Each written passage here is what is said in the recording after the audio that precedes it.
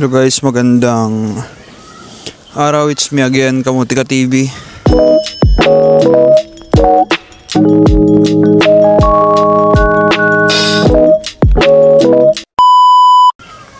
And sa mga hindi pa nakapag-subscribe dyan, subscribe nyo na bago pa mahuli ang lahat. Charing. Charing, di. Joke lang yun, joke lang. Sa mga hindi pa nakapag-subscribe, subscribe nyo na. Baka kayo na lang hindi pa nagsusubscribe. Wow! Diba? Para hindi naman nakakaya sa mga nag-subscribe na. Yan, salamat. Salamat guys sa support. And shoutout sa mga lagi nanonood sa vlog ko. And yan, congratulations sa mga nakahanap na ng trabaho. May mga trabaho na sa Macau. And masaya ako para sa inyo. Yun yung pinaka-happy moment ko. Pag encounter ako ng mga ganoon, nakaka-receive ako ng mga message na idol, nakahanap na ako ng trabaho.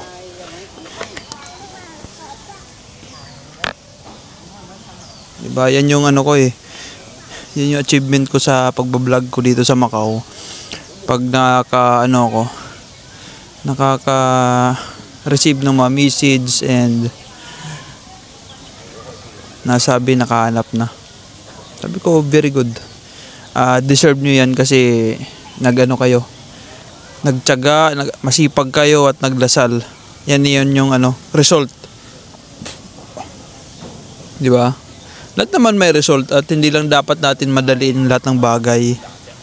Diba? Huwag natin madaliin. May proseso yan. Diba? Kasi pag minadali natin, minadjik natin, ay wala yan. Mabilis din yan. Diba? Ganoon. Mabilis din may scam. Yan. Shoutout sa lahat. Shoutout sa mga mandirigma dito sa Macau. Kaya nyo yan guys. And sipag, tiyaga at dasal lang. Yan lang sikreto. Diba? Huwag kang panghinaan loob porket wala nangyayari. Mag-change ka ng strategy. Huwag laging yun yung gamitin mo. Ayan guys, may i-share lang ako na ito yung trabaho na iniiwasan dito sa Macau. Totoo yan, mostly ng mga babae is iniiwasan to na trabaho. Kinakatakutan to eh. Diba? Hindi ko lang anong term doon. Iniiwasan. Ayaw nila mapunta sa trabaho na to. Diba? Pero doon pa rin sila napupunta. No choice. Diba? No choice. Huwag nyo guys i-underestimate itong trabaho na to dahil marangal to. And kung pag rin to sa i-compare mo sa Pilipinas, yung trabaho na to, tatalunin niya yung mga teacher, tatalunin yung mga nagtatrabaho sa gobyerno, tatalunin yung mga nagtatrabaho sa opisina, tatalunin yung mga nagtatrabaho sa sa bangko. Totoo. Huwag nyo underestimate itong trabaho. Oo. Tsaka sa totoo lang guys, itong trabaho na to is di naman to mahirap. Alam nyo guys, yung nagpapahirap lang sa atin is yung pag-iisip na nakaka-boring, pag-iisip na daming gagawin. Araw-araw mo naman ginagawa yan. Dapat hindi ka na yan. Hindi ka na mapagod yan kasi araw-araw mo naman ginagawa, di ba? Mag-isip ka kung paano padadaliin yung trabaho. Yung dati 1 oras, gagawin mo lang 30 minutes.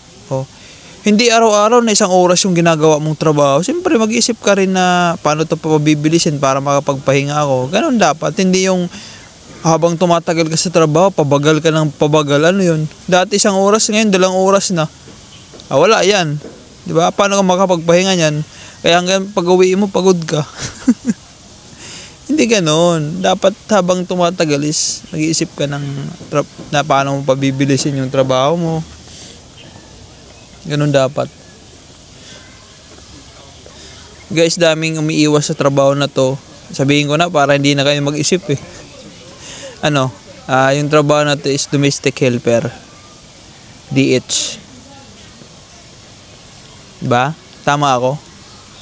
Lahat ng mga babae dito sa Macau, iniiwasan tong trabaho na to. Ayaw nila mag-DH. Kinakahiya nila yung DH. Alam nyo guys, huwag nyo ikahiya yung DH. Maganda yung trabaho na yan. Mababa yung sahod ng DH. Guys, huwag nyo i-underestimate yung DH. Yung domestic helper. Malalaki yung iba sahod dito. Kasi nga, matagal na. Hindi naman lagi yun yung sahod mo eh. Yung basic dito guys ng DH is 4,500 MOP. Basic yan ah. I-times mo yun ng 7 point something. Hindi ko alam kung magkano palitan ngayon. Basta 7. Times mo yun. Magkano yun sa isang buwan. Diba? Tulad yan. Ibigyan ko yung example. Ayan. DH yan. Ayan. Nagatid yan nag-pick up ng alaga di sa school. Ganun lang, hapon, umaga, hatid, sundo. O, tapos, pagkatapos mo maghatid sa umaga, linis ka na ng bahay. Tapos sa hapon, sunduin mo. O, ganun lang. O, linis-linis, luto. Parang sa bahay ka lang din. Diba? Gawin mo padaliin yung trabaho, hindi patagalin mo. Kasi pag pinapatagal mo yung trabaho, papapagod ka. Tsaka wag mong isipin lagi araw-araw na, ay nako, yun na naman bukas. Wag kang mag-iisip ng bukas. Yung isipin mo yung ngayon. Diba?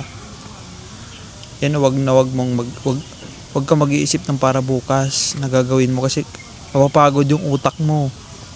Example ako, may trabaho ko bukas. Marami. Iniisip ko na ngayon pa lang, iniisip ko ng trabaho ko para bukas. Pagod na yung utak ko. Pagdating sa trabaho bukas, pagod na yung utak ko, pagod pa katawan ko, wala na. Pagdating ko sa bahay, ano na ako, pag-uwi ko, lantang gulay na ako. Diba? Kaya sinasabi ko sa inyo, huwag kayo mag-isip ng para bukas. Yung isipin nyo yung ngayon. Kasi, diba, mamaya, di ka na magising. Kakaisip mo bukas. Ganun. Ganun guys. Huwag nyong underestimate yung DH. Yung sinasabi ko. Huwag nyong skip yung DH na yan. Kung wala ka ng visa, kung may opportunity ng DH sa babae, edi mag-DH ka. Diba? At least hindi ka na bakante. Isipin mo na lang kung nag-exit ka nun. Exit ka sa Thailand. O umuwi ka ng Pilipinas, edi wala kang income. Edi kung pumasok ka na sana sa DH, o kahit isang kontrata lang, o tapos ipon ka, tapos katapos mo mag-ipon, apply ka na ng kasi may experience ka ng Macau. O, magkalagay ka lang ng experience sa CV mo ng Macau. O, at least may ka na, malakas na yung kapit mo kasi may experience ka na sa Macau, malaking advantage mo. Yun yung ibig ko sabihin. Diba? At hindi ka na bakante. Ngayon, may trabaho ka DH, mababawi mo yung ginastos mo, punta mo dito ng Macau. And siguro sa pagginalingan mo yung trabaho mo is taasan. Diba? Hindi naman 4-5 talaga na hindi 4-5 na yung basic. Depende, meron 5,000, meron 5,500, depende. Eh tataasan ka naman yan pag good performance ka, nagustuhan ka ng amo, nakuha mo yung nila, yung trust sa'yo, is tataasan ka nila. Ganun yun. Magpakabait kasi kayo, hindi yung kung galit yung amo nyo, galit din kayo. Huwag nyo sabayan kasi mag-aaway kayo nyan. Magsasalubong yung 2 leon. Humble lang kayo lagi, humble. Okay lang kayo. Kung may mga problema kayo, sabihin nyo agad sa amo nyo. Kasi yung mga kaibigan nyo sa bahay, kasama nyo, is hindi makakatulong yan. Mas lalong dadagdagan yung problema mo. Pag humingi ka ng advice sa mga kaibigan mo, sa mga dadagdagan lalo, sabihin mag-resign ka na dyan, pangit yung amo mo. O di, napapangit tuloy yung mo. Imbis na pwede pa naman pag-usapan ng amo mo, o ma'am, pag-usapin mo agad yung boss mo, ma'am, I have a problem like this, I have a problem of you, because this one, siya lang makakatulong sa'yo, wala nang iba kasi siya yung boss mo. Yung mga friend mo, di makakatulong yan. Lalong pabibigatin lang ang problema mo. Ganun guys, yun yung advice ko. Sa amo kayo lahat. May maliit sahod mo, sabihin mo agad, ma'am, my salary is very Maliit. Dagdagan mo. Baka mamaya dagdagan niya, oh. If you not add my salary, I will resign. Ganun dapat. Oh, okay, no, resign. I will, how much do you want? Oh, di ba? Napaganda tuloy yung ano mo. Napaganda tuloy yung pagiging honest mo sa kanya, pagiging open mo sa kanya. Ganun. And guys, yun, wag nyong underestimate yung DH domestic helper. Kasi malaki din yung ano niyan, sahod. And wag nyong ikahiya yung trabaho nyo DH, dapat ipagmalaki nyo yun. Diba? Pagmalaki nyo yan.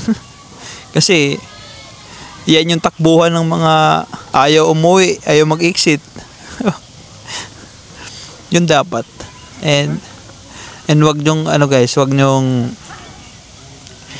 silang ang tawag doon, i-bash mga DH. Ako, proud ako sa mga DH na yan, di ba?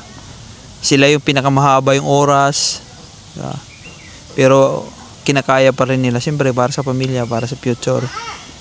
Enjoy nyo yung trabaho nyo sa pagiging DH, domestic helper. Huwag kayong may stress. Lagi dapat kayo peaceful. Opo. Ay, salamat. Kamuti ka TV. Oh. Thank you. Thank you at salamat po. Yan si ate na nakilala ko. Ayan. Then, kilala ko ni ate. Ayan. Nanonood daw siya sa mga vlog ko. Thank you. Trabaho niya is DH. Ayan, mga DH yan dito sa Macau. Ayan, mga helper.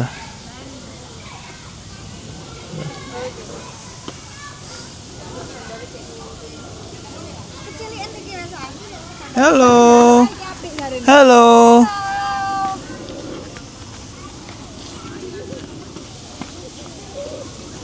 Yan guys, mga ano yan sila. Ibang lahi, mga Indonesian. Yan, mga Indonesian, Pilipino, yan mga ano dito. Mga DH. Di ba? Ganoon lang trabaho. Enjoy nyo guys. Huwag kayong ano. Huwag kayong may stress. Kasi magkakasakit kayo. Ayan yung magkasakit kayo. Gastos yan. Gastos yan pag nagkasakit kayo. Diba? Huwag nyo underestimate yung DH. Proud kayo dapat. Pag malaki nyo yan, malaki ang bag nyo sa lipunan. Diba? Malaking tulong nyo sa mga Chinese dito sa Macau. Yung wala kayo, hindi sila makapagtrabaho kasi walang maiwan sa bahay. Diba? And be proud kung ano meron ka kasi si Lord nagbigay niyan. And ayan, magdasal po tayo lagi mga DH dito sa Macau. Pagdasal natin lagi ang pamilya natin, sarili natin. Kasi ingat tayo lagi. Kasi yun yung ano natin, priority sa buhay. Pamilya, mga nagmamahal sa atin, nanghingi sa Pilipinas ng padala. Yan. Mostly ingatan natin sarili natin kasi yan yung puhunan natin sa pagtatrabaho dito sa ibang bansa. I love you all guys. Thank you so much sa support.